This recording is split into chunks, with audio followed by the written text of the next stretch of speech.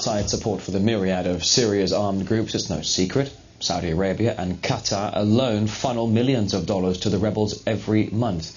But as RT's Guyane Chichikan reports, it's not just cash and weapons being smuggled into Syria, but ideology as well. This is said to be an auction taking place at a hotel in Saudi Arabia. What's on sale is a human life.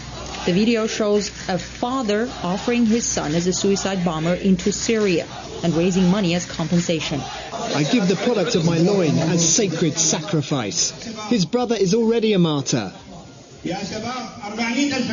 We're going to send him to them in Baba Ammar. Let's start the bidding at 200,000 riyals. About its Gulf neighbors sponsoring and staging terrorist attacks in their country. Why is Saudi Arabia doing this to us? But it seems here in the West, nobody hears their outcry. The spotlight is placed solely on the actions of the Syrian government.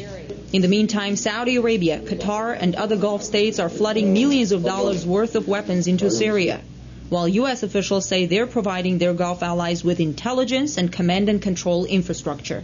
The statements we hear from the State Department is that the U.S. is there to help the opposition with non-lethal weapons. However, if others would provide the lethal weapon, we will manage this. So it's lots of hypocrisy. The Gulf countries are not the brains behind this. They are merely instruments. The brains are, you can find them in the U.S., in Israel, in some countries. But some analysts say the influx of arms and increasing number of suicide bombings make peace in Syria virtually impossible and plunges it deeper into chaos. The Syrian regime plays an active role in supporting the Palestinian resistance, the Lebanese resistance, in claiming Arab rights in Palestine and things like this. And this doesn't sit well with Israel. So if we cannot change the role of Syria, we will destroy Syria so that it doesn't have any role. Outside Syria, back in Saudi Arabia, a young man named Khalid was allegedly sold for the equivalent of $400,000. $1.5 million? $1.5 million. We have a winner. We don't know the fate of Khalid. Maybe he is now on his way to Syria to bomb something. Or maybe he is behind one of the deadly blasts which already happened there.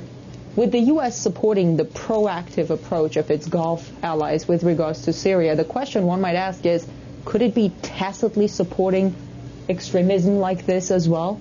I'm Guyane Chichikan reporting from Washington, RT.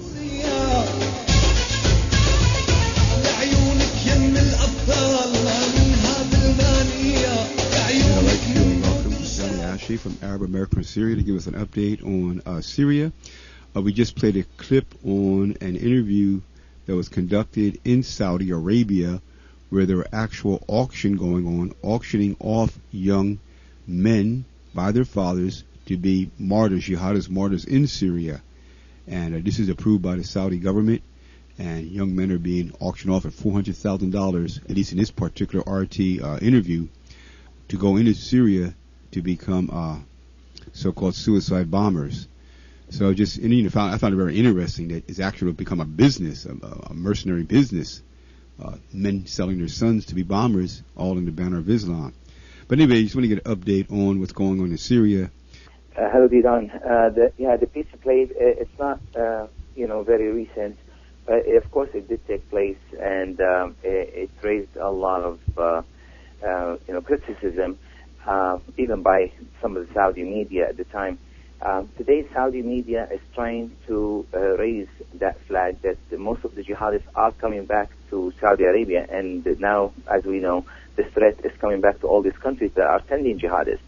But this did take place, of course. There was call for jihad in Syria since the beginning of the crisis. Saudi Arabia and Qatar, presented by Al-Arabiya and Al Jazeera, have played a huge role in this, the spilling of the Syrian blood. Now, today, Saudi Arabia is trying to step back a little bit, at least in the media, and some of its media, the more progressive media, is starting to raise the voices of why are we sending our kids? Because they're coming back and dead. I mean, hundreds of Saudi Arabia in the last just 6 months have returned dead. And so they're asking all the clergymen, why don't you send your children to jihad? Why are you sending, other people's children? Your children are in London and the United States, going to school there, while you're sending the poor people's children to jihad. So this is a very good point that you raised. It has been taking place for years, but, the media has, kept a lid on it. As far, of course, of what's happening with Russia, we look at it as the same thing. If Syria had fallen, we know Iran was going to be next. And, of course, China with Venezuela and Russia, to complete the cycle. The resistance of Syria had given the West, reason to move on towards other areas faster.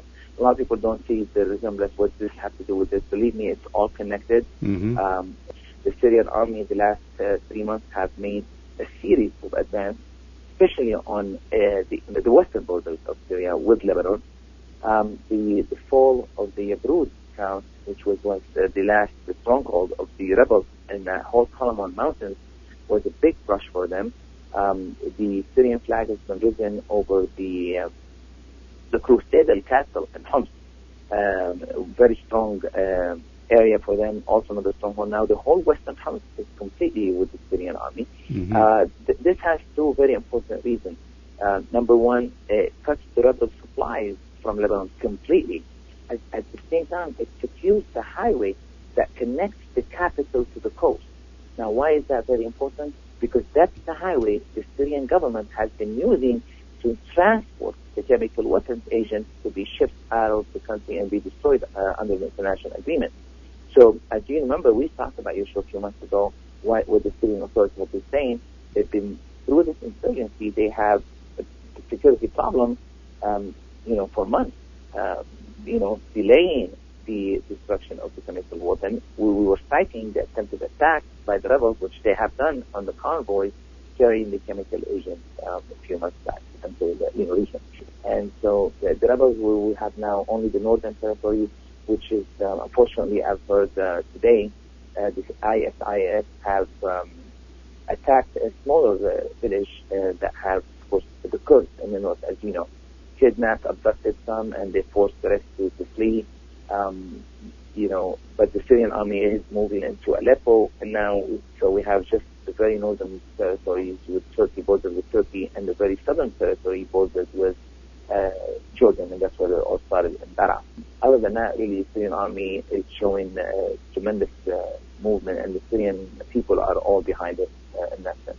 Great, and then once again, I think that I remember the New York Times today talks about how, in fact, Russia and Syria, I guess together with China, are sending up to the United States unilateralism, and it's becoming a symbol of resistance throughout the world against the United States' hegemonic domination of overthrown governments that they don't like or that doesn't follow the United States' grand design plan. So I think it's a real example for the third world, especially, that the nations can stand up to U.S. efforts to destabilize because they don't necessarily like the particular government in power.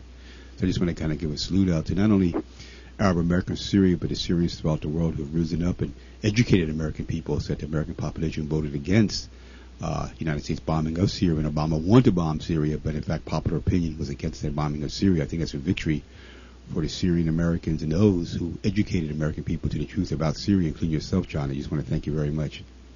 Thank you very much. Absolutely. Thank you. Appreciate it. I was reading that the war in Iraq is costing over $1.7 trillion U.S. dollars that could be used for infrastructure development, for education, for housing, for healthcare. So another war would just further drop the United States' social quality of life to a lower level than it is already. So we thank so much the fact that we're able to stop this war so that the outflow, the exodus of U.S. dollars to these wars can be used domestically to better the quality of life of everyday U.S. citizens.